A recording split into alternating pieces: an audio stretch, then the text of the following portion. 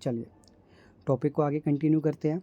हम कंसाइनमेंट पढ़ रहे थे और कंसाइनमेंट में अब तक हमने क्या सीखा, हमने कंसाइनमेंट का अकाउंट सीखा, हमने कमीशंस के ऊपर बात करी, हमने एबनॉर्मल लॉस, नॉर्मल लॉस और क्लोजिंग स्टॉक, इन सब को हम पढ़ चुके हैं। आज हम एबनॉर्मल लॉस के ऊपर एक क्वेश्चन करने जा रहे हैं। चलिए क्वेश्चन में क्या कह रहा है, x 1000 cycle were consigned by x to y. तो यानी कि एक्स ने 1000 साइकिल का ऑर्डर वाई को दिया 1500 each. Y paid faded 1 lakh and insurance 15,000। During the transit 100 cycle were totally damage. ठीक है, तो आप यहाँ पे ये देखेंगे 100 साइकिल हमारे पास क्या हो गई है, डैमेज हो गई है। डैमेज हो गई है यानी कि ये हमारा कौन सा लॉस है, एबनॉर्मल लॉस है। चलिए insurance company paid 1,40,000 claim. Y took delivery 900 cycles and paid 15,300 for octroi. 800 cycles were sold 2,200. Expense of Y 20,000. Y entitled the commission 5% और ये सब। तो क्वेश्चन में हमें सारी चीज़ें गिवन है। अब ज़रा चलते हैं। देखिए सबसे पहले आप क्या करेंगे, सबसे पहले आप एक कंसाइनमेंट का अकाउंट खींचेंगे। ठीक है, हम एक कंसाइनमेंट अकाउंट बनाते हैं, कंसाइनमेंट अकाउंट। अब आपको क्वेश्चन के अंदर क्या क्या चीज़ें दी गई है, 1000 साइकिल्स हैं जो कि वाई को हमने कितने रुपीस में दी, 15,000 में। तो हम क्या देख सकते हैं, गुड्स सेंड टू कंसाइनमेंट। तो जो हमारे गुड्स है वो कंसाइनमेंट के लिए गए हैं, कितने रुपीस में गए हैं, 15 लाख। आगे 1000 की मल्टीप्लाई 1500 से। X paid 1 lakh faded and 15,000 insurance. तो क्वेश्चन में इंश्योरेंस एंड फेडेड की बात कर रहा है। तो ये जो दो एक्सपेंस है ये हमारे कंसाइनर के एक्सपेंस है, टू कंसाइनर एक्सपेंस। और कंसाइनर एक्सपेंस को हमने क्या देखा था, हम इसको किससे लिखते हैं, बैंक से, क्योंकि हम पे कर देते हैं। तो कितने हो गए, 1 लाख ये एंड 15,000 ये, तो 1,15,000। चलिए next, during the transit 100 cycle were totally damage. ठीक है, तो यहाँ पे आपको एक एबनॉर्मल लॉस हुआ, तो एबनॉर्मल लॉस को मैं यहाँ पे लिख देता हूँ और इसका अमाउंट हम अलग से कैलकुलेट करेंगे। एबनॉर्मल लॉस कितने यूनिट का, 100 यूनिट का, ये हमने यहाँ पे लिख दिया ताकि हमें याद रहे हमें ये कैलकुलेट करना है। आगे चलते हैं। ठीक है, एंड इंश्योरेंस कंपनी पेड 1,40,000। अब आपको इसके बदले जो इंश्योरेंस कंपनी है 1,40,000 रुपीज़ दे रही है। ठीक है, next, claim of the loss, Y took delivery 900 cycle. Y को कितनी मिली, 900, क्यों, क्योंकि 100 तो हमारी एबनॉर्मल हो गई है। एंड पेड, एंड वाई कितने पे कर रहे हैं, 15,300 ऑक्ट्रोई के पे कर रहा है। 800 साइकिल्स है जो उसने 2,200 की बेची और एक्सपेंस ये सब। चलिए तो अब हम दूसरी एंट्री क्या कर सकते हैं, हम यहाँ पे ये लिख सकते हैं कि हमारे कंसाइनी ने कितने एक्सपेंसेस पे करे, टू कंसाइनी। चलिए कंसाइनी के एक्सपेंस देखते हैं हम। तो कंसाइनी के एक्सपेंस हमको क्या क्या मिल रहे हैं, यहाँ पे ऑक्ट्रोई मिल रहा है और इंश्योरेंस मिल रहा है। ठीक है, चलिए नहीं ऑक्ट्रोई ही मिल रहा है बस। ठीक है, इंश्योरेंस तो एक्स का था तो हमने लिख दिया ऑक्ट्रोई। और ऑक्ट्रोई के कितने आए, 15,300। ठीक है, तो यानी कि 15,300 एक्सपेंस पे किए गए वाई के थ्रू, ऑक्ट्रोई के। अब कह रहा है 800 साइकिल आपने बेची है, जो बेची है वो सेल के नाम से आ जाएगी, बाय सेल। और सेल को हम किसके दिखाते हैं, कंसाइनी के नाम से, यानी कि वाई ब्रैकेट में सेल्स। कितनी साइकिल्स, 800 साइकिल। और कितने रुपीस में बेच रहा है, 2,200। तो 800 की 2,200 से हमने मल्टीप्लाई कराई तो हमारे को मिल जाएगा 1,76,000। चलिए नेक्स्ट, अब क्वेश्चन में और क्या क्या डेटा हमारे को गिवन था, हमारे को गिवन था एक्सपेंस थे वाई वर। ठीक है, एक्सपेंस ऑफ वाई वर 20,000। अच्छा यहाँ पे कुछ सेलिंग एक्सपेंस हुए हैं वाई के, वो भी हम लिख देते हैं।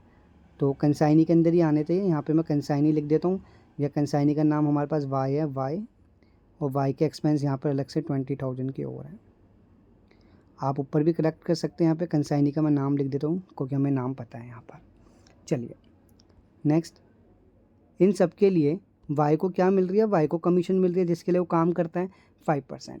तो 5% आपको पता आप किस में निकालेंगे, आप निकालेंगे सेल्स पर, टू कमीशन, सेल पर 5% लगा लेंगे हम। ठीक है, चलिए तो स्पेस थोड़ा कम पड़ गया। अब मैं आपको यहाँ पे डायरेक्ट सॉल्यूशन दिखाता हूँ कि आप सॉल्यूशन में इसको देख के कैसे समझ सकते हैं। आइए, तो हमने क्या देखा, हमने ये देखा goods send to consignment, bank, consignor के expense, pay rate and insurance दोनों। आप चाहो तो दोनों अंदर पहले इनर कॉलम में ऐड करके बाहर भी लिख सकते थे। वाई ने ऑक्ट्रॉय पे करी, वाई ने सेलिंग एक्सपेंस पे करे। फिर वाई ने सेल करी 800 साइकिल इतने रुपीज़ की, इसके ऊपर 5% कमीशन देनी है, हमने 5% कमीशन दे दी वाई की। ये एकदम सिंपल था यहाँ तक हमारे लिए क्वेश्चन। अब हम क्या कैलकुलेट करेंगे, अब हम कैलकुलेट करेंगे एबनॉर्मल लॉस। अब आप क्वेश्चन में देखेंगे कि हमारे पास 1000 साइकिल्स थी, 100 डेस्ट्रॉयड हो गई है और 800 बिकी है, तो अभी भी 100 साइकिल जो है वो गायब है। तो गायब जो है वो क्लोजिंग स्टॉक के नाम से आ जाएगी। तो हमें दो चीज़ें यहाँ पर कैलकुलेट करनी पड़ेगी। आइए कैलकुलेट करते हैं। चलिए, तो सबसे पहले हम ये हिसाब लगाएंगे कि जो साइकिल की कॉस्ट है वो हमारे लिए कितने रुपीज़ की है, कितने रुपए की है। चलिए, तो 100 साइकिल थी, 1500 की एक थी, तो ये तो हमारी कॉस्ट हो गई। अब हमारी कितनी साइकिल ख़राब हुई है, 100, बट जो हमने एक्सपेंस पे करे हैं, हमने टोटल एक्सपेंस पे करे हैं 1,05,000। ये 1,05,000 कहाँ से आया, कंसाइनर के एक्सपेंस। तो ये जो एक्सपेंस है ये तो टोटल 1000 साइकिल्स के थे, बट हमें कितनी साइकिल के चाहिए, 100 साइकिल के। तो आपने इस एक्सपेंस को 1000 से डिवाइड करा और 100 से मल्टीप्लाई, ताकि आपके पास पहले एक साइकिल का आ जाएगा एक्सपेंस, और जब एक साइकिल का एक्सपेंस आ जाएगा तो आप उसको 100 साइकिल से मल्टीप्लाई करा देंगे। ये आपके पास अमाउंट आ गया। तो ये जो टोटल कॉस्ट आई ये हमारे कंसाइनर को पड़ी, कितने रुपए की जो साइकिल कंसाइनर को पड़ी। अब कुछ खर्चे कौन करेगा, कुछ खर्चे हमारा कंसाइनी भी करेगा। और कंसाइनी कौन से खर्चे करेगा, कंसाइनी यहाँ पे खर्चे नहीं करेगा। कंसाइनी यहाँ पे खर्चे क्यों नहीं कर रहा, क्योंकि आप ये देख सकते हैं एबनॉर्मल लॉस है। जब ये माल कंसाइनी के पास आया ही नहीं तो कंसाइनी कैसे खर्चे कर सकता है, नहीं कर सकता। इसलिए हमने यहाँ पे कंसाइनी के एक्सपेंसेस को नहीं लिया।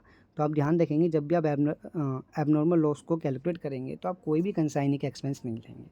तो आपके पास ये टोटल एबनॉर्मल लॉस आ गया।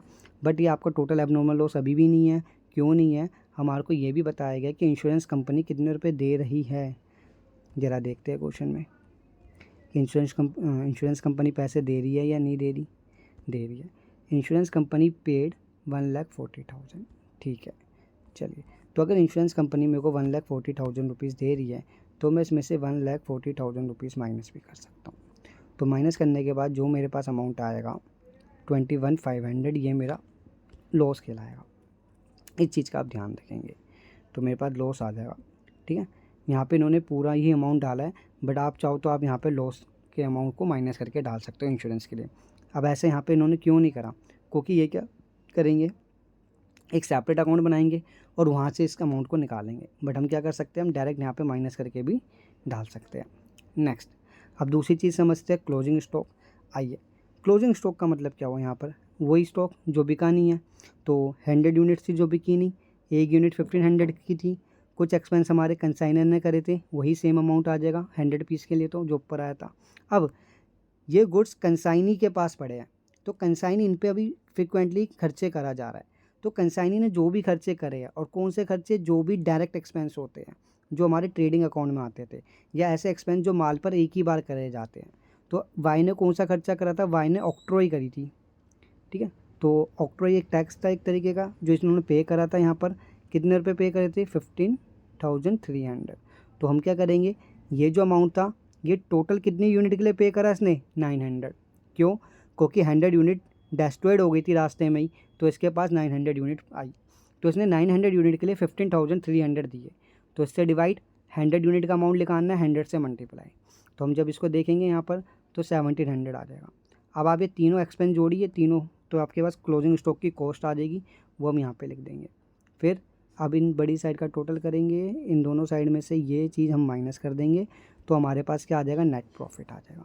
तो नेट प्रॉफिट हमारे को, आपको पता ही है कैसे निकलता है, ये बैलेंसिंग फिगर होती है, ठीक है। चलिए, अगली क्लास में मिलते हैं अगले क्वेश्चन के साथ।